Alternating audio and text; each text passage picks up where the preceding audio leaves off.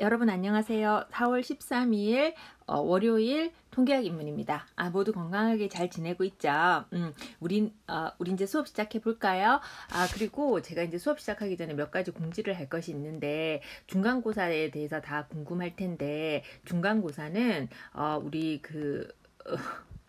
다음 장 6장 챕터 6 6장의 연속형 확률 분포가 끝나고 나면은 중간고사를 치를 예정이고요.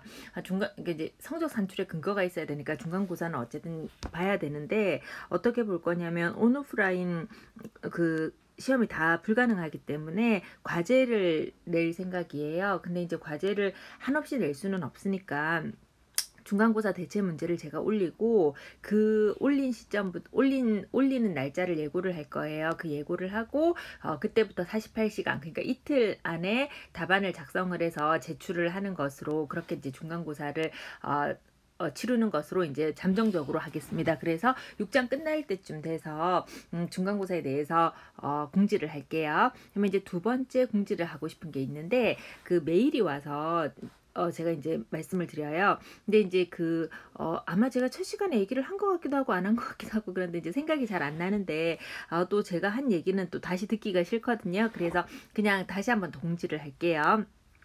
자, 우리는 통계학을 배우는데, 우리는 통계학을 배우는데, 얘가 또 왜 안 되지? 우리는 통계학을 배우는데, 통계학이라는 것은 어떤 것이냐면은, 누군가가 궁금한, 되네요. 네, 껐다가 다시 켜야 되는 줄 알았어요. 네, 통계학이라는 것은 무엇이냐면, 기술 통계도 이제 데이터에 대해서 궁금한 것에 대해서 우리가 이제 정리요약 기술을 하지만, 대부분은 전체 집단에 대해서 무엇이 굉장히 궁금한데, 그것을 다 알 수 없기 때문에 누군가가 작은 샘플을 취해서 거기에서부터 나온 내용을 가지고 전체 집단한테 추론을 하고 싶단 말이에요. 이제 대부분은 어떻게 하냐면, 누군가가 궁금한 점이 있어요.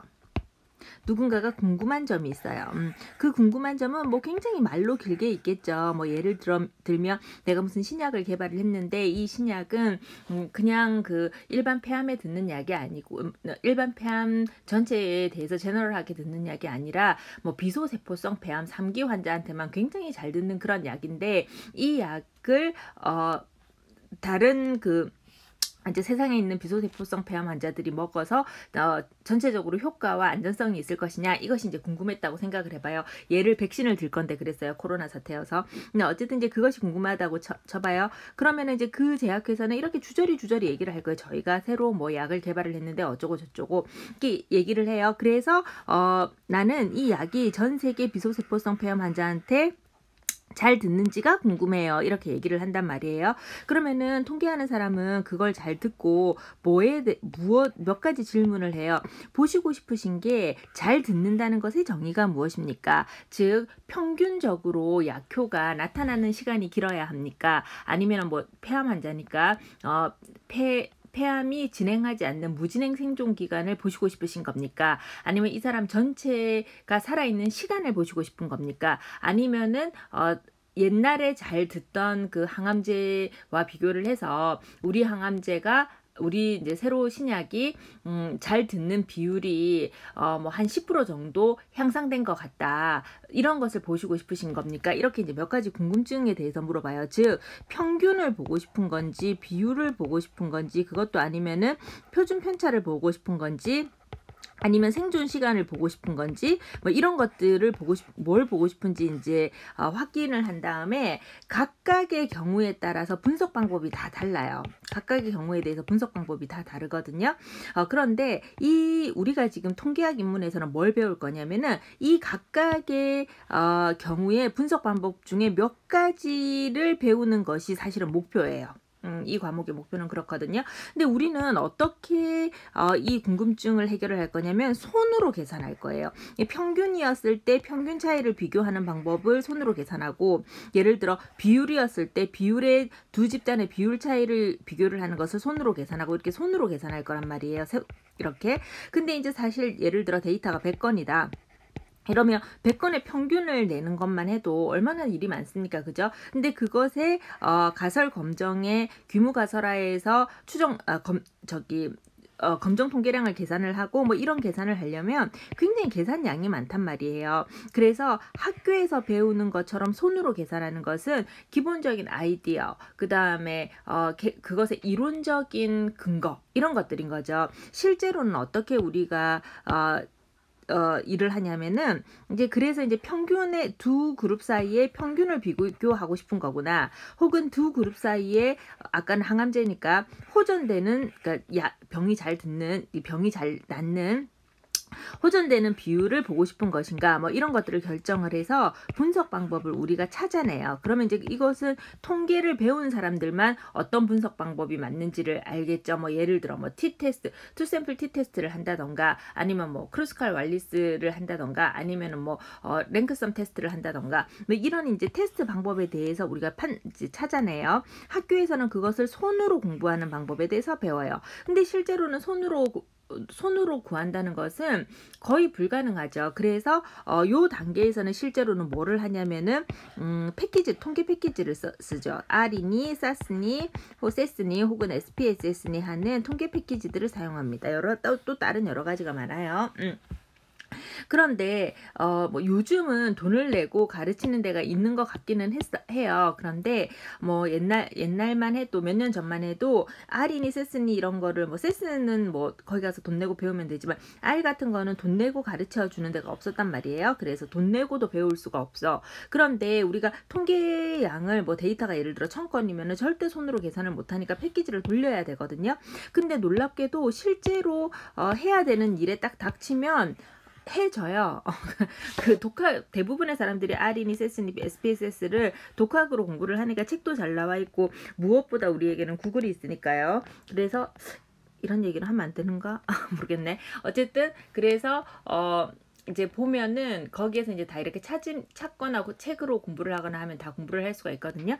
그런데 실제로는 어쨌든 우리는 손으로 계산하는 방법만 배우지만 실제로는 패키지를 돌린다고 생각을 했을 때 나중에 통계라는 거는 뭐 이건 또 잠깐 딴 얘기인데 통계라는 건 요즘 세상에서는 나는 뭐 완전 문과인데 통계가 필요한가요? 네, 필요해요. 그 R이라는 패키지의 경우에 따른 패키지에 뭐 함수가 막 있거든요. 예를 들어 그냥 정말 예예요. 평균을 구하고 싶으면 평균을 구하는 함수가 내장되어 있어야 평균을 구한다는 엔터를 쳤을 때 걔가 평균을 구해서 나올 텐데 그 함수가 어떤 그런 어디 안에 이제 그 라이브러리 안에 숨겨져 있거든요. 근데 그걸 열어보면은 다 이제 자기가 누가 만들었다 이런 거를 이제 써놓으시는 분들이 있으신데 다 보면 어디 뭐 외국의 어느 대학의 뭐 문화인류학과 교수다 뭐 이런 식인 분들이 굉장히 많아요. 그러니까 이제 필요한 사람이 목마른 사람이 우물을 파는 거지. 어쨌든 그래서 이제 우리가 실제로 통계를 계산을 해야 되면은 패키지를 돌려야 되는데 이 패키지를 필요할 때 놀랍게 우리는 그걸 패키지를 돌리는 방법을 독학으로 잘 터득할 수 있다 하더라도 한 번 본 거하고 안 본 거하고 굉장히 차이가 지잖아요. 그죠? 그래서 우리 조교 선생님들이 이 R을 사용하는 방법에 대해서 패키지를 사용하는 방법에 대해서 계속 올리시고 계시는 중일 텐데 제가 해마다 조교 선생님들한테 부탁드리는 거는 이제 이게 손으로 푸는 거는 이제 우리가 수업 시간에 잘 배우고 몇 가지 연습 문제를 잘 풀어보면 잘 할 수 있지만 결국은 통계 패키지를 돌려야 우리가 이제 통계를 할 수 있게 될 텐데 학교에서는 그걸 배우지 않으니까 어쨌든 통계학 입문에서는 배우지 않으니까 구경이라도 시켜달라고. 그러니까 한 번 본 사람하고 안 본 사람하고 차이가 굉장히 지거든요. 그래서 통계 패키지를 돌리는 거를 좀 이렇게 알려달라고 제가 부탁을 드려요. 그래서 요 통계 패키지를 돌리는 거는 그런 의도로 지금 계속 조교 선생님들이 올리고 계시는 중이고 그 다음에 시험에 대해서 이게 나오는지 안 나오는지 궁금한 사람이 있는데 그러니까 한번 보는 것을 중요하게 생각하기 때문에 시험에는 내지 않습니다. 그냥 그래도 참고용으로 계속 한번 보세요. 어디서 돈 내고 배우기 쉽지 않아요. 자, 어쨌든 그러면 여기까지 이야기를 했고요. 지난 시간에 우리가 이산형 확률 분포의 이항 분포까지 이제 공부를 하다가 말았는데 오늘 이제 이어서 공부를 하도록 하죠. 물론 50분 지금 알람 맞춰놓고 있어서 50분 되면은 딱 끝낼 거예요.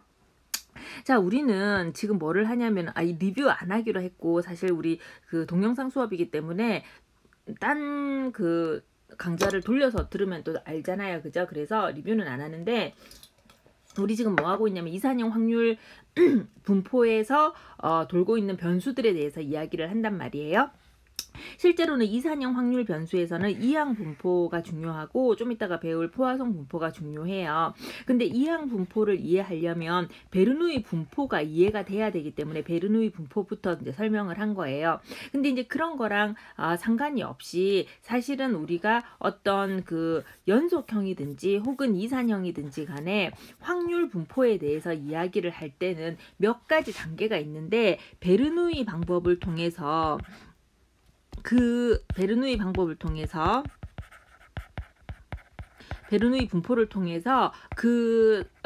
스텝을 한번 확인을 해보도록 합시다. 첫 번째 특징이 뭐였어요? 그 시험 결과가 된다 안 된다, 성공이다 실패다, 입학이다 불합격이다 이렇게 하는 것을 베르누이 시행이라고 했잖아요. 그래서 이제 그런 그 특징을 확인을 했어요. 특징을 확인을 했으면 내 확률 변수는 베르누이 분포 아래에 있는 것이야, 이렇게 이제 이야기를 하고요. 걔에 무엇을 찾냐면은 확률 함수를 찾죠. 확률 함수가 전에 다 열심히 설명을 했는데 이산형 확률 변수인 경우에는 확률 함수를 확률 질량 함수라고 부르고요. 일단 무슨 이유 때문에, 전에 다 설명한 이유 때문에 연속형 확률 변수일 때는 확률 밀도 함수라고 부른다 그랬어요. 근데 우리는 뭐라고 할 거냐면은, 근데 된다 안 된다 하는 시행을 한 번을 할 건데, 성공의 확률을 예를 들어 P라고 한다면 실패의 확률은 1-P가 되는 거잖아요. 그죠? 그래서 만약 내 확률 변수 X는 성공 아니면 실패야, 이렇게 되어 있는 확률 변수라고 하죠. 그런데 이 확률 변수 x를 그냥 xi라고 두고 i는 1에서부터 2, 그러니까 x1은 1이고 x2는 0이다, 혹은 x2는 0이고 x1은 1이다, 이렇게 해도 상관이 없는 거죠. 그래서 이렇게 두었을 때 우리는 지금 무엇을 알 수가 있냐면은 x1을 1이라고 한다면 성공일 때는 성공의 확률이 p이고, 즉 probability x가 x1일 때, 즉 1이었을 때 확률은 p이고, 그 다음에 x2, 즉 0이었을 때의 확률은 1-P니까, 실패의 확률은 1-P니까 probability x가 0이었을 때, 즉 x2였을 때의 확률은 1-P야, 요렇게 이제 쓸 수 있다는 사실을 알아요. 그죠? 그런데 지난 시간에 설명한 무슨 이유 때문에, 이유까지는 아니고 그런 방법 때문에 우리는 이 두 개의 probability를 하나로 표현할 수 있잖아요. 그래서 probability x는 x라는 변수를 갖는데 이 x는 0 아니면 1이야. 그런데 얘는 베르누이 분포기 때문에 px하고 1-p에 1-x로 표현할 수 있어. 이것은 이제 지난 시간에 우리가 공부해서 다 알았어요. 그죠? 그러면 이 식에서 중요한 것은 무엇이냐면, x라는 거는 지금 변수처럼 보이는 거는 p하고 x밖에 없는데, x는 0 아니면 1, 실패 아니면 성공인 것을 알기 때문에 변수가 아니잖아요. 미지수가 아니잖아요. 그죠? 그래서 여기서 우리가 꼭 반드시 알아야 되는 것은 p라는 값이죠. 성공의 확률이 p라는 값이잖아요. 즉 베르누이 분포에서 p만 알면 다 계산할 수 있어요. 이것을 모수를 찾는 과정이다, 우리가 그렇게 이야기를 하거든요. 그래서 이제 이게 두 단계가 끝난 것이고요. 이렇게 특징으로부터 어떤 분포인지 이해를 하고, 그 다음에 확률 밀도 함수 혹은 확률 질량 함수를 도출해내고, 이 확률 밀도 함수 혹은 확률 질량 함수로부터 모수를 찾아냈으면 거의 끝났어요. 그런데 이거 말고 그 다음에 우리는 무슨 이유 때문에, 오늘 중으로는 배우게 될 무슨 이유 때문에 그 다음에 평균과 분산을 찾는다고 했었잖아요. 평균과 분산을 찾는다고 했었잖아요. 근데 이제 평균은 expected value로 계산을 하고 연속형이든 이산형이든 사실은 실제 내용은 다 똑같지만 어쨌든 xi 곱하기 fx 즉 시그마 서메이션 xi 곱하기 확률 pi 요거 이제 이해가 안 되는 사람은 지난 시간 수업을 다시 돌려서 들어야 돼요. 어쨌든 이렇게 계산을 해야 하고 분산은 또 어쨌든 어떻게 계산을 하냐면은 원래 분산 계산이 계산량이 굉장히 많고 복잡한데 간편 계산으로 2x의 제곱 빼기 2x 전체의 제곱 즉 expected value 즉 평균의 전체의 제곱으로 우리가 계산한다고 그랬잖아요. 그래서 이렇게 계산을 했을 때 얘는 지금 어떻게 생겼냐면은 우리 이 x는 몇 가지가 있냐면 0 아니면 1이 있잖아요. 그죠? 거기에 따라서 0일 때 확률은 1-p이고 시그마 서메이션 하라 그랬으니까 그 다음에 1일 때 확률은 예를 들어 곱하기 p였다고 생각을 하면 이렇게 되면은 평균은 p가 되는 거고요. 그 다음에 분산은 얘의 값은 지금 계산한 expected value 즉 평균 값으로 p이고 그래서 얘의 제곱은 p의 제곱이지만 얘는 우리가 따로 계산을 해줘야 되는 거잖아요. 마침 expected value라는 것은 요런 식으로 계산을 한다는 사실을 우리가 알잖아요. 근데 이 x는 원래는 여기에도 영향을 미쳤을 거예요. 그런데 얘는 사실은 확률 값으로 다 계산을 이미 마친 값이잖아요. 따라서 이 x는 누구한테만 영향을 미치냐면 여기한테만 영향을 미쳐서 여기에 x가 들어가면 여기도 x가 들어가는 거고 여기에 별이 들어가면 별이 들어가는 거고 다 설명을 했죠. 따라서 얘의 값은 어떻게 계산을 하느냐면은 시그마 서메이션 x 자체의 제곱, 그러니까 xi 자체의 제곱에 pi 이렇게 계산을 해주는 거겠죠. 따라서 0 곱하기 0의 제곱은 0이니까 1-p 더하기 1의 제곱은 1이니까 1 곱하기 p 이렇게 계산을 하면 p 이런 값을 가지게 될 거예요. 따라서 우리의 분산은 p 빼기 p의 제곱이므로 p의 1-p이다. 이런 사실을 우리가 알아요. 그래서 요런 단계를 거치는 것이 확률 분포를 정확하게 아는다는 것에 대한 내용이고요. 이제 오늘은 이항 분포에 대해서 들어가 보도록 하겠습니다. 지난 시간에 다 거의 설명이 끝났는데 이항 분포라는 거는 베르누이 분포가 어쨌든 반복적으로 벌어지면은 이항 분포예요.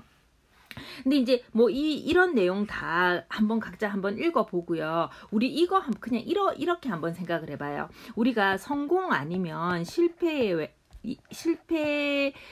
그런 시행을 그런 트라이얼을 3번을 했다고 생각을 해봐요. 3번을 해서 성공, 실패 이렇게 했다고 생각을 해봐요. 그 다음에 그 일은 성공의 확률은 예를 들어 3분의 1이었다고 생각을 해봐. 그러면 실패의 확률은 3분의 2가 되는 거잖아요. 그죠? 그러면은 내 이항 분포 셋은 성공, 실패를 했으니까 그냥 단순하게 확률 계산을 한번 해봅시다. 확률 계산 어떻게 해요? 3분의 1 곱하기 성공 또 성공이니까 3분의 1 곱하기 실패했으니까 3분의 2 이렇게 하면은 내 전체 확률이 나올 거잖아요. 그죠? 요거를 식으로 한번 써볼게요. 자, 우리가 성공의 확률을 P라고 해. 3분의 1 대신에 P라고 해볼까요? 그러면 얘는 지금 P를 몇 번 했냐면 2번 곱한 거고, 그지? 그 다음에 3분의 2는 누구냐면 아까 1-P인 거잖아요. 그러면 1-P를 한 번 한 거잖아. 그지? 근데 1-P는 왜 한 번이 될 수밖에 없었을까? 전체가 3번인데 3번 중에 2번을 성공했으니까 한 번이 될 수밖에 없는 거죠. 그러니까 우리가 몇 번 시험을 했는데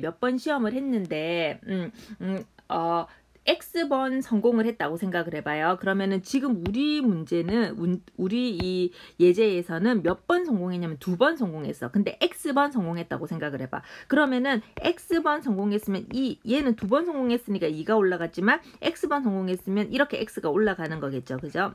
그 다음에 여기는 지금 3번 중에서 2번을 뺀 거라서 1번, 1번인 거잖아요. 즉 실패의 확률은 어떻게 생겼냐면 전체를 몇 번이나 했냐면 우리가 3번 한 건데 그 중에서 성공이 2번인 거잖아. 그러니까 전체 시행을 n이라고 하면 n 빼기 지금 2번은 누구냐면은 성공한 거니까 n 빼기 x 이렇게 되는 거잖아요. 그죠?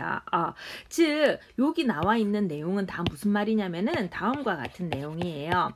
전체를 몇 번을 했냐면 n번을 했어. 전체를 n번을 했거든요. n번 어쨌든 뭐를 했어요? 시행을 했어. 근데 그 중에서 X번 성공했어. 그러면은 n-x번 실패하는 거겠지. 자, 그 이야기를 여기다가 썼어요. x번 성공했어. 그 다음에 n-x번 실패했어. 그런데 성공의 확률이, 성공이라는 것의 확률이 p야. 그러면은 실패의 확률은 1-p가 되는 거잖아요.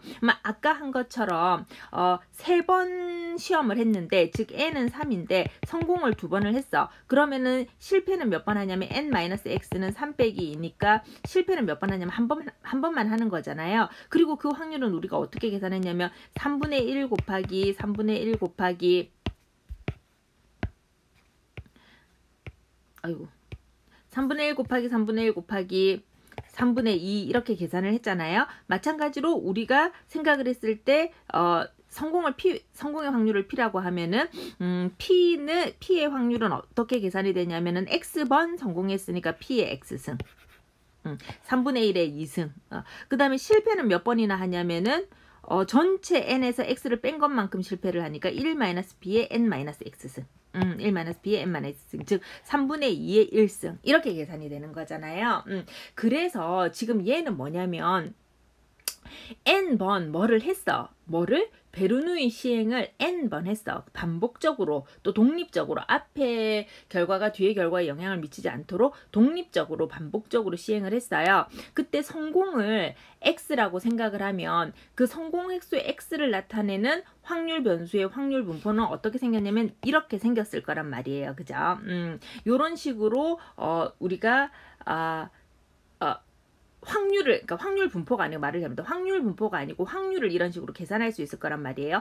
근데 문제는 무슨 문제가 있냐면 이런 문제가 있어요. 우리가 3번, 아까 예를 3번을 들었으니까 3번을 시행을 했어요. 3번을 시행했으면 지금 이게 1, 2, 3 이렇게 이제 순서가 있다고 생각을 해보면 얘가 이제 성공을 3분의 1 성공하고 실패하고 이렇게 이제 지금 생각을 한 거잖아요. 근데 성공 실패 이렇게 생각했는데 성공 실패 성공도 있고 실패 성공 뭐 이렇게도 있을 수 있는 거잖아요. 그죠? 즉 x번 시행을 했는데 말을 잘못했어요. n번 시행을 했는데 x번 성공을 했어요. 그런데 x번 성공을 했다는 것은 n-1번은 실패를 한 건데 이 n-1번 실패를 한 것이 순서가 어떻게 되냐면은 성공 실패 실패 성공 이런 식으로 각각 다른 케이스가 나타나는 거잖아요. 그죠? 자, 그래서 이렇게 각각 즉 3번 중에 2번을 성공을 치면은 나머지 한 번은 자동으로 실패가 되는 거겠죠. 자, 이런 3번 중에 2번을 뽑아서 실패에 배치하는 방법을 우리가 뭐라고 부르냐면은 지난 시간에 이제 이해가 안 되는 사람들은 지난 시간 수업을 돌려 듣고요. 지난 시간에 뭐라고 불렸냐면 뽑아가지고 2번을 뽑아서 2번을 순서를 해왔으면 걔는 순열이야. 근데 지금은 그냥 얘네를 뽑아가지고 뽑기만 하는 거잖아요. 2번을 이렇게 뽑는 경우의 수기만 하는 거잖아요. 그래서 뽑는 경우의 수만 따진다면은 뭐가 되냐면은 조합이 되는 거잖아요. 그래서 지금 이 상황은 우리가 확률은 어떻게 계산이 되냐면 px 곱하기 1-p의 n-x로 계산이 된다는 거는 앞에서 열심히 설명을 해서 알잖아요. 그죠?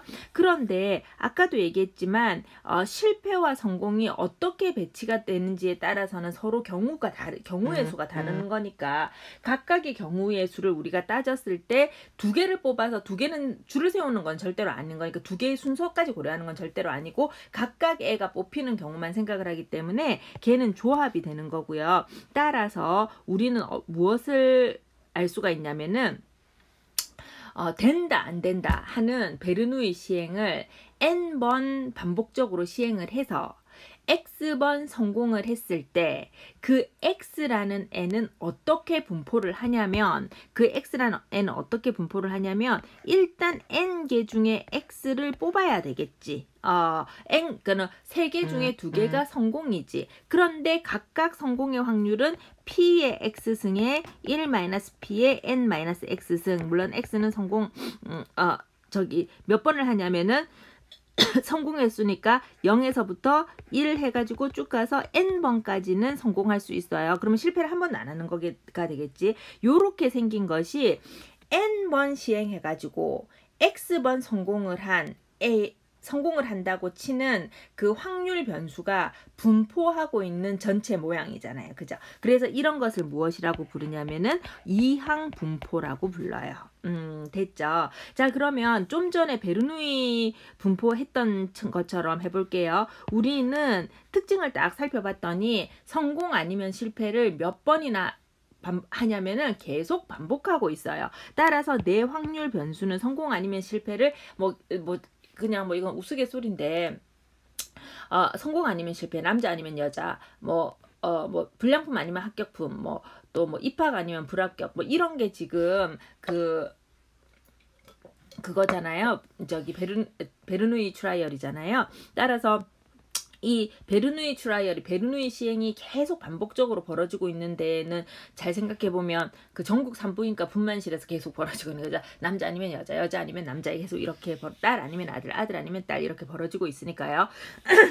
어쨌든 그래서 내 확률 변수는 아들 아니면 딸, 성공 아니면 실패, 이런 것들의 확률 분포가 한 번만 벌어지고 있는 게 아니라 여러 번 벌어지고 있으면 베르누이 분포가 여러 번 벌어졌다고 생각을 하는데, 된다 안 된다, 여자다 남자다, 합격이다 불합격이다, 두 개 중에 하나잖아요. 그래서 바이노미얼 디스트리뷰션이라고 부르고요. 바이노미얼 이항 분포라고 부르고요. 이 바이노미얼 디스트리뷰션은 식이 어떻게 생겼냐면, 얘의 분포식은 n개 중에 일단 성공한 x개를 뽑고, 걔의 확률은 p의 x의 1-p의, 그러니까 n개 중에 x개는 성공하고, 그러니까 n개 중에 x개는 성공하고의 뜻인 거지. -n-x이다. 요렇게 쓰는 거잖아요. 근데 요 식을 우리가 유심히 자세히 잘 보면, 요 식에서 n은 몇 번 했는지 내가 알잖아요.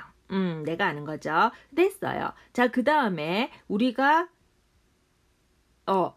이 n번은 몇 번 했는지 내가 알아요. 자, 그리고 근데 이 n번은 n번을 하는, 사실 제가 지금 집에서 하고 있는데 누가 왔나 해서 잠깐 어쨌든 그래서 n번을 시행을 해요. 그래서 n번은 내가 알아요. 몇 번 했는지. 자, 한편 이 x는 뭐냐면은 성공의 확률이에요. 그죠? 말을 잘못했어요. 성공의 횟수예요. 자, 그 다음에 여기서 모르는 애들을 다 찾는 거야. p는 누구냐면은 성공의 확률이죠. 그죠? 자, 이걸 해볼까요? 이 x 중에 우리가 알아야 되는 것은 당연히 성공의 확률도 알아야지. 그잖아요. 그죠? 그 다음에 아까 제가 썼던 거 한번 볼게요. x는 성공을 몇 번을 했다는 것이 이렇게 우리가 잘 알 수 있어요. 성공을 한 것대로 우리가 확률을 따지는 거니까. 그래서 얘는 정해져 있어. 그러니까 x는 변수일 수 있어도 미지수일 수 없어요. 그래서 이 x는 탈락이에요. 자, 한편 베르누이 중에서 베르누이를 한 번만 했으면 베르누이 분포인데, 베르누이를 여러 번 했으니까 걔가 이항 분포가 바이노미얼 디스트리뷰션이 되는 거잖아요. 근데 여러 번 한 거는 누가 여러 번 해요? 내가 여러 번 하잖아요. 근데 내가 몇 번이나 하는지에 따라서 이 디스트리뷰션의 앞에 조합값도 달라지고 이 값도 달라지잖아요. 그죠? 즉 내가 몇 번 했는지 나는 아는데 그거를 남들한테는 알려줘야 돼. 즉 남들의 입장에서는 얘는 미지수가 되는 거예요. 자, 그래서 이 x라는 분포는, x는 말을 잘못했어요. x라는 확률 변수는 어떤 상황인지 특징을 가만히 잘 봤더니 된다 안 된다, 남자다 여자다 이런 것들을 여러 번 했기 때문에 바이노미얼 디스트리뷰션을 이루더란 말이에요. 그리고 바이노미얼 디스트리뷰션은 일단 확률은 이렇게 생겼지만 n개 중에 x개가 성공을 해야 하기 때문에 요렇게 미리 앞에 요렇게 뽑아놔줘야 되겠죠. 자, 요렇게 생겼으니까 여기에 식은 이렇게 생겼어. 이게 무슨 뜻이냐면은, 예를 들어 직선의 방정식 같은 경우에는 걔는 선형이야 이랬으면은 선형이야, 이게 이제 여기까지 찾는 거잖아요. 선형이니까 식을 찾으면은 y는 ax 더하기 b야, 그게 요까지 지금 찾는 거잖아요. 와, 근데 요거가 생긴 모양이 굉장히 여러 가지가 있으니까 이 중에서 A하고 B를 알아야 내가 이 식을 정확하게 알겠어 하는 것이 뭐냐면, 지금 여기에 얘를 찾는 거예요. 그래서 이게 우리가 모집단이 이렇게 생겼다는 것을 안다고 치면 통을 아는 거니까 확률 분포를 아는 거거든. 근데 정확하게 이렇게 생긴 건지 이렇게 생긴 건지는 누가 결정해 주냐면 A하고 B가 결정해 주는 거잖아요. 마찬가지로 여기서 N하고 P는 그런 역할을 하는 거예요. 그래서 이 N하고 P가 모집단의 모양 중에서 특별한 스페시픽한 모양을 우리한테 제공해 주기 때문에 얘를 뭐라고 부르냐면 모수라고 부르는 거예요. 자, 그러면 아까 이거를 다 지우는 방법은 없나요?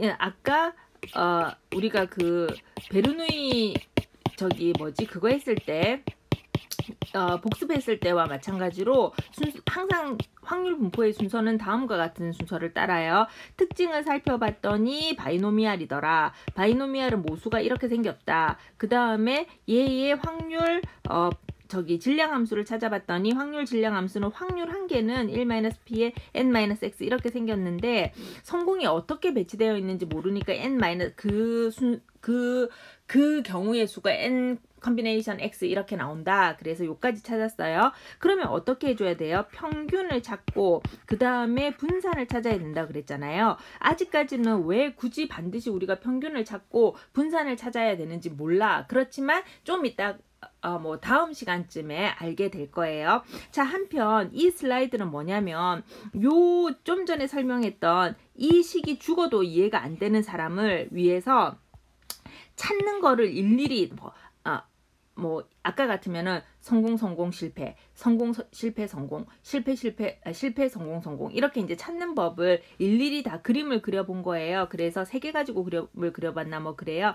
그러니까 필요한 사람은 한번 읽어보세요. 나는 도저히 이 식이 왜 이렇게 됐는지 이해가 안 된다. 이런 사람들은 한번 읽어보세요. 그 식을 일반화한 거예요.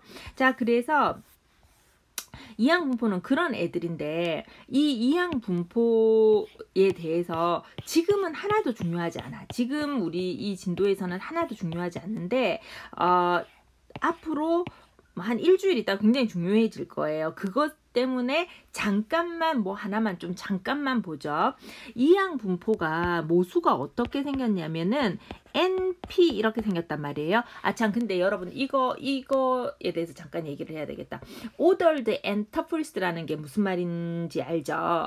몰라도 상관없어요. 지금 설명할 거니까. Ordered and Tupples는 무슨 되게 중요한 말이 생각이 안 나고 이거 혼자서 얘기하려니까 엄청 당황이 되고 이게 빨리 여러분들을 만나서 대면 수업하고 싶습니다. 정말 이게 여러분들은 잘 모르겠지만 이 수업을 하는 입장에서는 어떠냐면 소음이 없는 골방에 갇혀서 모니터를 보고 내가 떠드는 거라서 너무 어색해요. 아직도 적응이 안 되네요. 어쨌든 Ordered and Tupples는 어려운 게 하나도 아니고 3,2하고 있잖아. 2,3은 다른 거잖아요. 좀 명백히 그지? 그런 거예요. Ordered and Tupples는 그 순서는 반드시 지켜야 돼. 이런 거거든요. 그래서 우리가 베르누이 때는 그냥 P만 있는 거죠. 베르누이 기니까 요까지만 씁시다. 베르누이일 때는 모수가 P밖에 없기 때문에 요렇게만 쓰는 거잖아요. 그런데 지금 바이노미알은 모수가 N 아니면 P 이렇게 2개가 있는 거잖아. 그치? 그래서 N하고 P는 자리를 항상 지켜줘야 돼요. 한편 바이노미알인데 10번 했어. 10번 해가지고 성공의 확률이 10분의 1이야. 그러면은 바이노미알 디스트리뷰션의 모양이 이렇게 생겼단 말이에요. 근데 이제 성공의 확률이 30%, 그러니까 10분의 1 10%잖아요. 30%면 이렇게 생겼고 50%면 이렇게 생겼고 그 다음에 70%면 또 이렇게 생겼고 그 다음에 90%가 넘어가면 모양이 이렇게 생겼어요. 여기에서 우리가 뭐 때문에 이걸 보냐면은 10번 했으니까 좀 제법 많이 했죠. 10번 했는데 성공 확률이 딱 50%일 때의 모양이 이렇게 생겼네요. 그죠? 그냥 모양만 한번 구경을 해봅시다. 그리고 원래는 얘가 이런 모양은 아니었겠지. 왜 이런 모양이 아니었냐면은 얘는 바이노미알은 이산형이잖아요. 그러니까 확률이 아마 이렇게 생겼을 거예요. 확률이 이렇게 생겼는데 걔를 꺾은 선 그래프의 모양으로 그려봤더니 어쨌든 요런 모양이 나왔다. 요것을 이제 눈여겨 한번 일단 보도록 해요. 나중 다음에 쓸 거니까. 자, 그러면 지금 뭘 한다고 그래놓고 왜 안 하나? 맞아요. 우리가 지금 뭐 할 거냐면은 1, x는 바이노미알 디스트리뷰션이면 이렇게 생겼다. 2, 그 다음에 바이노미알 디스트리뷰션의 확률 질량 함수는 요렇게 생겼다. 요거를 알고 세 번째 평균, 네 번째 분산 이거를 계산을 할 거라고 그랬잖아요. 근데 요게 약간의 문제가 있어. 그 약간의 문제는 커밍 순 10초 1분 있다가 설명 다시 할 거예요. 요거 잠깐만 제껴두고 확률을 계산하는 법을 한 번만 해봅시다. 자, 이 문장은 왜 수학이 뭐 또 다른 언어다 그러잖아요. 그러니까 뭐 이제 어떤 상황에 대해서 수식으로 그냥 쓴 거지. 그래서 여기를 보면 요 식의 여러분들한테 해주는 말은 내 확률 변수 x는 된다 안 된다를 여러 번 해본 거다.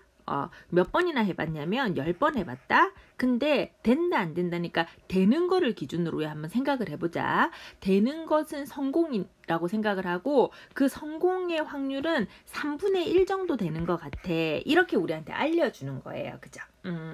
그러면 일반적으로 그렇다는 거지. 일반적으로. 자, 그런데 나는 있잖아. 너한테 물어보고 싶어. 뭘 물어보고 싶으냐면 내가 궁금한 건 뭐냐면은 성공할 횟수가 두 번 이하인 확률은 얼마나 되니? 나 이게 너한테 궁금해.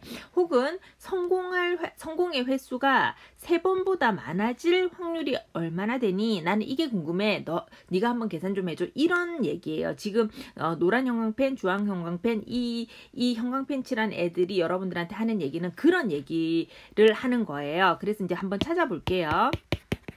자, 그러면은 여기에서 우리가 뭐라고 했냐면 했냐면은 확률 변수 x가 바이노미얼 디스트리뷰션을 따를 때 걔의 확률 분포는 요렇게 생겼다고 그랬잖아요. 그런데 지금 거기다가 얘는 뭐냐면은 이산형이야. 이항 분포는 이산형이에요. 이 뜻은 x는 0, 1, 2, 3 막 이렇게 나간다는 뜻이에요. 자, 그러면은 이 x가 이렇게 생겼을 때 우리한테 물어본 거를 해결을 해봅시다. 뭐라고 물어봤냐면은 확률이 나는 궁금해. 어떤 확률이냐면 x가 뭔지는 모르겠지만 횟수야. 하나, 둘, 셋, 넷 셀 수 있는 횟수야. 이 횟수가 0, 2 이하일 확률이 궁금해 이렇게 물어본 거잖아요. 그러면 횟수니까 2 이하는 x가 2일 수도 있고 그지. 그 다음에 x가 1일 수도 있고 더하기 그 다음에 x가 0일 수 있으나 마이너스 1 이하는 없잖아요. 그죠?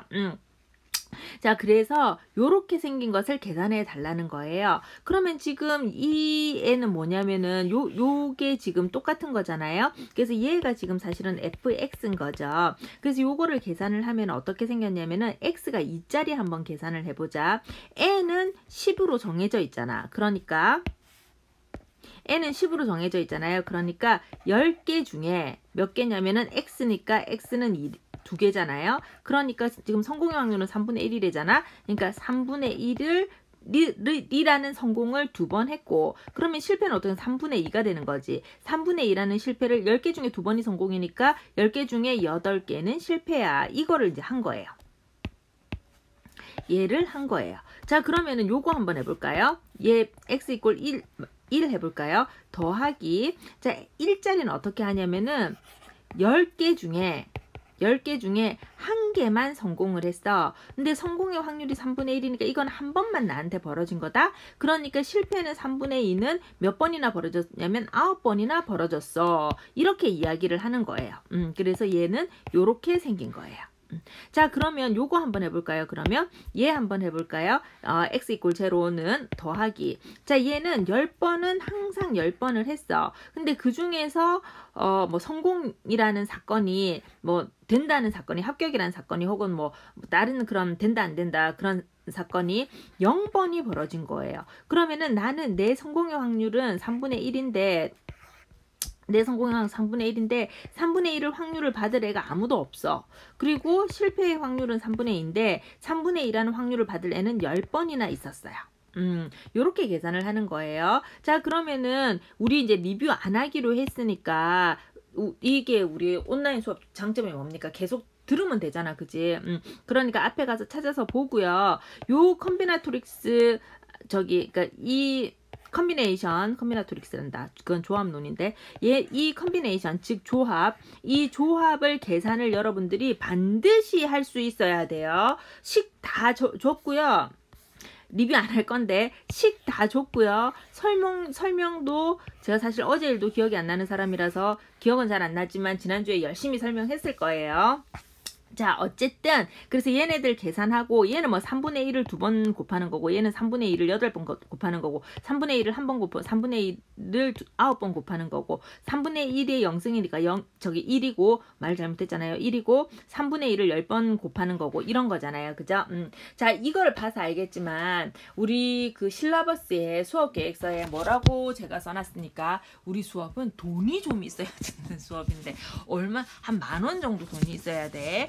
그 10,000원 정도의 돈이라는 것은 그 쌀집 아저씨 계산기를 살 정도가 있어야 돼요. 뭐 공학용 계산기 막 이런 거 되게 좋을 필요가 없고 그냥 계산기여야 되는데 해마다 뭐 이제 분포표 같은 거는 항상 줄 거지만 손으로 계산하기 어려워서 계산되어 있는 것들을 막 이렇게 제시도 해봤어요. 그랬더니 막 너무 찍는 거야. 너무 해마다 시험 칠 때. 그래서 그 다음에는 핸드폰에 계산기가 있잖아요. 그래서 핸드폰이나 본인이 가지고 있는 뭐 전자기기 가지고 와서 계산을 해도 된다고 그렇게도 해봤어요.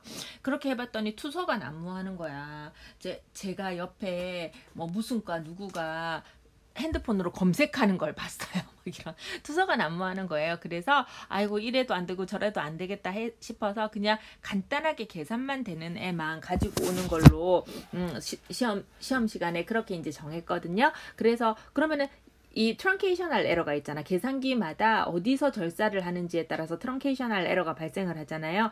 그런 거는 다 감안을 하고 채점을 하니까 걱정할 필요가 없고요. 한편 그거는 일반 학기에 그런 거지. 일반 학기에 그런 건데 지금은 우리가 집에서 시험 문제를 풀어야 되는 거잖아요. 그래서 그냥 뭐에 대해서 기술해라, 아는 대로 해라 뭐 이런 식이니까 그냥 계산은 계산기 가지고 하시면 되겠습니다. 손으로 굳이 할 필요 없고요. 자, 그 다음에 이제 그런 거고요. 요 예제 참 흥미있는데 한번 볼까요? 어떤 새로운 치료법이 있어요. 이 새로운 치료법으로 죄송합니다. 제가 음료수를 마시면서 네, 새로운 치료법으로 치료될 확률이 20%래요. 15명의 환자에게 이 치료법을 적용했을 때 4명 이상 7명 이하가 치료될 확률을 구하라고 그랬잖아요. 그러면 이제 이 문제를 딱 읽을 때 그러니까 이런 게 통계하는 사람들의 주된 일이에요. 그러니까 우리한테 뭘 맡기는 사람들은 뭐가 궁금해서 맡겨. 그런데 항상 굉장히 막 긴 이야기를 해요. 그래서 제가 뭐 새 이 약을 개발을 하는데 얼마나 어려웠는지 알았냐. 뭐 이런 얘기부터 시작을 하는데 결국 우리한테 필요한 거는 몇 마디 안 되는 거죠. 여기서 볼까요? 새로운 치료법으로 치료될 확률. 그러면은 치료가 된다 안 된다 두 케이스만 있구나. 이런 걸 알 수가 있잖아요. 그러면은 새로운 치료법으로 치료될 확률이 그러니까는 오케이 하고 그러니까 얘 동그라미를 합시다. 치료가 됐다. 성공 그 다음에 실패 이렇게 해봅시다. 성공의 확률이 20%라 그랬으니까 이 확률은 20%니까 0.2다. 이걸 알 수가 있잖아요. 그죠? 이거 X 아니고 실패예요. 실패. 그러면 실패의 확률은 어떻게 생겼냐면 1-P니까 0.88이다. 즉 80%이다. 이거를 아는 거잖아요. 그리고 된다 안 된다를 근데 여기까지는 된다 안 된다 새로운 치료법으로 치료가 됐다 안 됐다 이까지잖아요. 그런데 15명에 여기까지 딱 했으니까 이거는 베르누이 디스트리뷰션이 아니고 바이노미얼 디스트리뷰션이구나 하는 사실을 딱 알게 된 거예요. 자, 그러면 바이노미얼 디스트리뷰션의 모수는 오더드 엔터프리스잖아. 그러니까 순서 n짝이잖아요. 이 순서 n짝으로는 np잖아. 그러니까 몇 명 했다면 15명 했다 그랬으니까 15명과 그 다음에 성공의 확률은 20%야. 이렇게 생긴 거잖아요. 자, 이렇게 생겼으면은 우리가 fx는 어떻게 생겼냐면은 nx에 그 다음에 p의 x에 1-p의 n-x 이렇게 생겼다는 사실을 알고 이제 시작을 하는 거예요. 근데 궁금한 것은 뭐가 궁금하냐면은 4명 이상 7명 이하가 치료될 확률을 구하라 그랬. 참, 이 2번을 계산을 안 했네. 좀 이따가 할게요. 요게 마음이 급해갖고 그랬나 봐요. 하도 맨날 쉬운 것만 하니까 어쨌든 그래요. 자, 그러면은 궁금한 거는 probability가 궁금하다고 그랬잖아요. 확률이 궁금하다 그랬잖아요. 이 probability 중에 x는 누구냐면은 이 치료법으로 성공한 환자 수잖아. 그지? 그래서 성공한 환자 수가 4명 이상, 그러니까 4명 이상, 그지? 7명 이하 이런 거잖아요. 근데 이산형일 때는 그 4명하고 7명이 다 들어가느냐 안 들어가느냐 이런 게 중요하거든요. 4명 이상 7명 이하라는 거는 probability x는 4명 더하기 초과나 미만이 아니잖아. 그치? 그러고 얘는 x는 6 더하기 x probability x는 7 요까지 이제 이렇게 가는 거죠. 4, 5, 6, 7 이렇게 가는 거죠. 4개짜리만 한번 계산을 해볼까요? 15명 중에 4명이 치료가 성공을 했는데 성공의 확률은 애초에 20%이고 근데 그게 4명이 이렇게 됐으니까 실패 확률 80%는 누구한테 적용이 됐냐면 나머지 11명한테 적용이 됐어 이거잖아요. 얘는 어떻게 계산을 해요?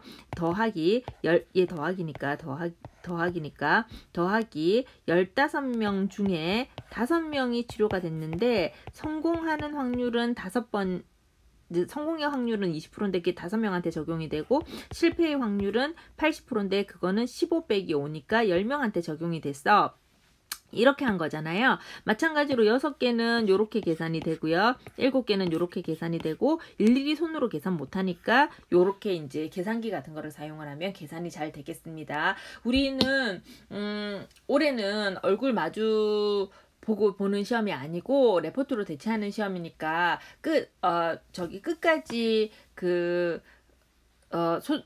계산을 하는 것을 원칙으로 하고요. 그러면 얼굴 마주 보고 하는 때는 어떠냐 하면은 계산기를 잘못 두드려서 틀린 거는 너무 슬픈 일이니까 얼굴 마주 보는 시험이 아니었을 때는 요까지 말고요. 요거를 얘를 식으로 표현하는 거 있잖아요. 조합의 식까지만 정확하게 쓰고 얘네들을 정확하게 다 썼으면 사실은 점수를 다 줬어요. 근데 올해는 집에서 여러분들이 그냥 이렇게 문제를 푸는 거기 때문에 소수점 이하 넷째 자리까지 정확하게 계산하는 걸로 합시다. 한편 아까 문제를 풀다가 뭔 마음이 그렇게 급했는지 이게 50분을 알람을 맞춰 놓으니까 자꾸 마음이 급해. 자, 어쨌든 그래서 아까 했던 것 중에 안 푸른 예제가 있어가지고 갑자기 생각이 났어요. 정말 중구난방이죠. 수업이. 정말 잘하고 싶은데 유튜버는 안 될 건 것 같아요. 유튜버의 길은 정말 내 길이 아닌 것 같아. 자, 어쨌든 그래서 아까 했던 것도 해볼게요. 문제가 2문제가 있었는데 2명 이하일 확률을 계산을 하라 그러고 3명 이상일 것 3개 이상인 것도 계산을 하라고 그랬나 봐요. 그러면은 지금 전체가 몇 개가 있냐면 이 식으로 봐서는 10번 시행을 한 거잖아. 그럼 얘가 우리한테 물어보는 거는 probability x가 3 이상이니까 3 더하기 x는 4 더하기 x는 5 더하기 너무 많아서 쭉 가서 x는 9 더하기 probability x는 10 요까지 이렇게 계산을 해야 되거든요. 그러면은 3, 4, 5, 6, 7, 8, 9, 10 8개를 계산을 해야 되는 거예요. 8개를. 계산량이 너무 많잖아. 그런데 그 전에 마침 앞에 뭘 계산을 했냐면은 2 이하를 계산을 했거든. 그러니까 요 앞에 2 이하가 이렇게 있을 거 아니에요. 그죠? 근데 우리 확률이라는 거니까 지금 전체 시행 사건은 10번이야. 전체는 10번이야. 그러니까 확률이라는 건 여기에서 확률은 이 x가 가질 수 있는 레인지는 0에서부터 10까지 있는 거거든요. 그러니까 x가 3 이상을 하라 그랬으니까 이렇게 8번이나 이렇게 계산하는 거는 계산량이 너무 많으니 차라리 전체에 대한 확률은 1이니까 1에서 2 이하를 빼주는 것이 더 올바를 수 있잖아요. 그죠? 그래서 이렇게 하면 계산량이 확 줄어든다. 이런 개념이에요.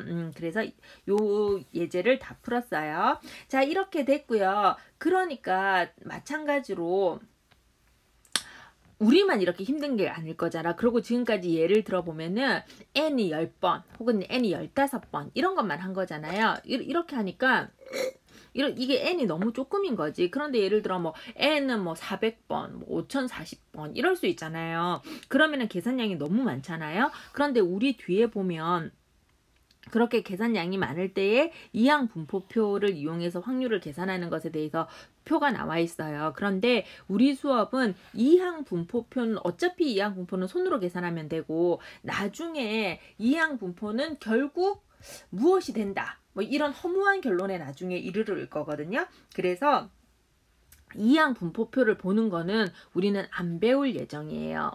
관심이 없어. 이유는 이항 분포를 손으로 계산할 일이 별로 사실은 없고, 근데 뭐 다른 것도 마찬가지죠. 그런데 이항 분포는 나중에 사실은 더 계산하기 좋은 방법이 있기 때문에 그냥 그걸 할 것이라서 이항 분포표를 보는 거에는 전혀 관심이 없어요. 그래서 이항 분포표를 볼 때 몇 가지 스킬이 있는데 그것이 여기 나와 있는데 우리는 지금 이 슬라이드에는 전혀 관심이 없고요. 다만 여기에서 나온 내용이랑 똑같은 것이 나중에 노멀 디스트리뷰션, 그러니까 정규 분포표를 볼 때도 비슷하게 표현이 돼서 정규 분포표를 볼 때 이 내용을 설명을 할 거예요. 자, 그러면 아까로 다시 돌아가 볼까요? 이항 분포에 대해서 우리가 알아야 되는 스텝이, 항상 그 분포에 대해서 알아야 되는 스텝이 있다 그랬잖아. 그래서 분포 특징에 대해서 분포를 찾아냈고, 그 다음에 뭐를 찾았냐면은 분포식을 찾아냈고, 그 다음에 이 다음에는 뭐를 해야 되냐면은 평균을 계산을 하고, 그 다음에 이 다음에 뭘 계산해? 분산을 계산해야 된다 그랬잖아요. 근데 요까지만 해놓고 평균도 계산 안 하고 분산도 계산 안 한 상태에서 예제를 한번 봤어요. 자, 그래서 이제 평균과 분산을 계산을 할게요. 평균은 어떻게 계산한다고 했냐면은, 평균이라는 것은 expected value인데 얘는 n 곱하기 p로 계산을 한다고 그랬잖아요. 그러니까는 n 곱하기 p 요렇게 하면 너무 간단하니까 요것보다는 요게 좋겠네요. 우리가 이제 배운 형태대로 공부를 하면은 n 곱하기 시그마 서메이션 n 곱하기 fx 혹은 시그마 서메이션 n 곱하기 pi 이렇게 하는 게 더 좋겠네요. 자, 어쨌든 이렇게 생겼어요. 평균이라는 것은. 자, 그래서 요 시그마 서메이션 값들을 빼고 전체를 그냥 어쨌든 그렇게 생겼어요. 그래서 이제 요렇게 생겼어요. 제가 잠깐 헷갈렸어요. 요렇게 생겼어요. 그래서 평균은 요렇게 구하는 거예요. 요렇게 구하는 거라서 평균의 정의는 요렇게 생겼어요. 자, 그리고 우리 책은 잠깐 딴 거 쳐다보다가 헷갈렸어요. 우리 책은 평균을 유도도 해놨어요. 보면은 이렇게 유도를 했거든요. 그리고 결국 이항 분포의 평균은 이렇게 생겼다고 결론을 내렸어요. 근데 이제 베르누이 분포 때 한번 볼까요? 우리가 x가 베르누이 분포일 때, 베르누이 너무 길어서 이렇게 쓸게요. 베르누이 분포일 때 평균은 어떻게 생겼냐면 p로 생겼고, 그 다음에 분산은 어떻게 생겼냐면 p 빼기 p의 제곱이어서 p의 1-p 이렇게 생겼다고 그랬거든요. 이게 제가 알람이 울린 게 아니고 전화가 왔어요. 전화를 끊었어요. 어쨌든 뭐 그렇게 생겼어요. 요렇게 생겼다고 했어요. 근데 평균만 한번 보자. 평균을 보면은 지금 평균은 베르누이 분포에서의 평균은 p였잖아. 그죠? 그런데 이항 분포는 베르누이 몇 번 하냐면 n번 하는 거거든. 그래서 n번 하는 거라서 np 요렇게 된 것처럼 보여요.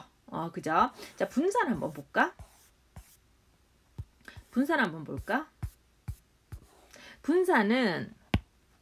원래 분산은 어떻게 계산을 하냐면 2x의 제곱 빼기 2x 전체의 제곱 이렇게 계산을 하잖아요. 이렇게 계산을 하는데 아까 x가 베르누이일 때 분산이 p의 1-p 이렇게 생겼다고 했었잖아요. 그죠?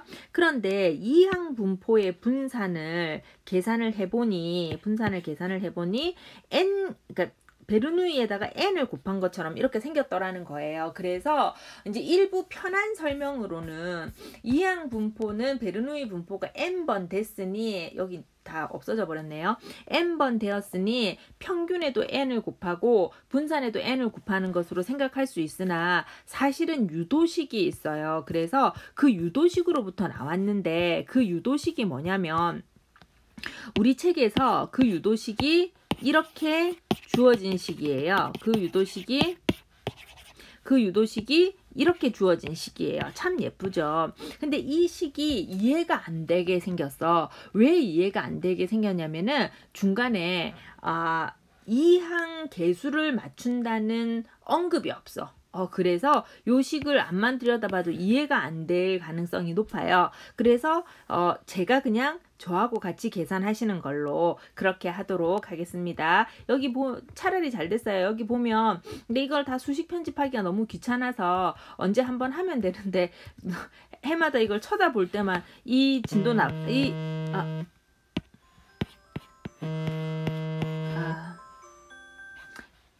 이 알람이 울렸네요. 1시간, 50분이 지났나 봐요. 그래서 이 진도 나갈 때만 이거를 새로 이제 그 타입 쳐야 되겠다고 생각을 하고 해마다 또 지나면 잊어버리고 그래가지고 계속 이 상태예요. 자, 어쨌든 우리는 지금 뭐 하냐면 이항 분포의 특징을 알았어. 이항 분포의 특징을 알았고 그 다음에 이항 분포식도 구할 줄 알아. 근데 평균하고 분산을 계산을 못해. 근데 베르누이 분포가 평균이 P, 분산이 P의 1 마이너스 P 곱하기 1 마이너스 P 이렇다는 사실을 아는데 사실 다 계산해 놓고 보면은 이항 분포의 평균은 P가 N번, 즉 NP. 그 다음에 이항 분포의 분산은 P 곱하기 1 마이너스 P가 N번, 즉 NP 1 마이너스 P 이렇게 생겼다는 결론에 얻게 되지만 실제로는 그게 뭐 그렇게 설명할 수도 있지만 베르누이가 n번 있다 이렇게 설명할 수도 있지만 사실은 유도 자체는 어디서 됐냐면 이런 식으로부터 유도가 됐는데 이 식이 우리 책에서는 이렇게 간단하게만 설명이 돼 있지만 사실 중간에 이항 계수를 맞춘다는 뭐 언급이랄까 뭐 그런 계산이 빠져가지고 굉장히 불친절한 시간에 쫓겨서 말이 더듬어 마음에 가다듬고 1분만 더 할게요. 그래서 굉장히 불친절한 유도다. 그래서 친절하게 유도해놨다. 그런데 너무 글씨가 작으니 나하고 같이 한번 유도를 해보자. 이 얘기예요. 자, 10분 쉬고 돌아와서 유도하도록 하겠습니다. 10분 쉬고